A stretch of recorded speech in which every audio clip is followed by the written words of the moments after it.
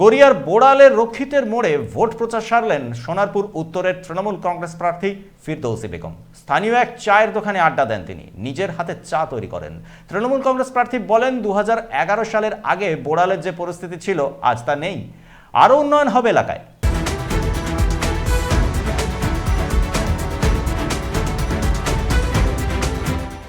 2011 সালের আগে পর্যন্ত সোনারপুর উত্তর কেন্দ্রে সেভাবে পরিষেবা পেতেন না সাধারণ মানুষ। নিকাশি থেকে বিদ্যুৎ সবকিছুতেই উন্নতি হয়েছে।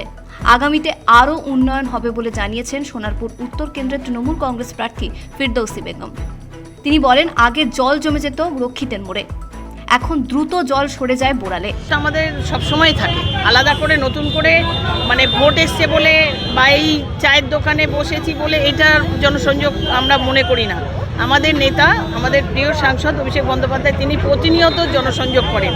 তো আমরা ওনার সৈনিক হিসেবে, আমরা দিদির সৈনিক। তো আমরা আমাদের যখন নেত্রী করছেন, আমাদের দাদা করছেন, তো আমরাও সারা বছর মানুষের সাথে জনসংযোগ করি নতুন করে। ফিরদৌসী বেগম বোড়ালের রক্ষিতের মোড়ে একটি চায়ের দোকানে আড্ডা দিয়ে প্রচার সারেন।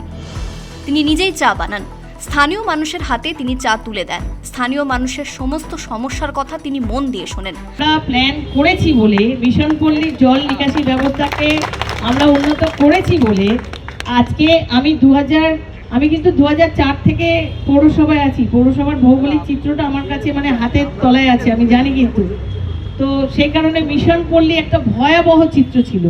ওইখানকার মানুষ বর্ষাকাল একদম 4 থেকে 5 মাস মানুষ বাইরে থাকতো, মানুষ আসতো না, কারণ প্রত্যেকটা ফ্ল্যাটের নিচতলাটা জলমগ্ন হয়ে থাকতো। আর তাদের না পাম্প না ইলেকট্রিক, কিচ্ছু পেত না, সব মানুষ বাড়ি ছেড়ে চলে যেত। আজকে আমি আপনাদের বলবো, আপনারা মিশন পল্লীতে যান, গিয়ে সেখানকার মানুষের সঙ্গে কথা বলুন, জিজ্ঞাসা করুন জল কতক্ষণ থাকে, এটা আগে জিজ্ঞাসা করুন। কারণ আমরা বেশ কিছু ড্রেনেজ সিস্টেম করেছি, কিছু ড্রেন করেছি। তারপর সাধারণ মানুষের পাশে দাঁড়িয়ে তিনি বলেন, সুখ দুঃখে সব সময় রয়েছি, আলোচনার মধ্যেই সব সমস্যার সমাধান হয়। মমতা বন্দ্যোপাধ্যায়ের হাত ধরেই আরও উন্নয়ন হবে। আমাদের রাজপুর সোনারপুর পৌরসভার, আমাদের সোনারপুর উত্তর বিধানসভার প্রত্যেকটা ওয়ার্ডের আমরা আলাদা আলাদা অনেকগুলো হেলথ সেন্টার করেছি।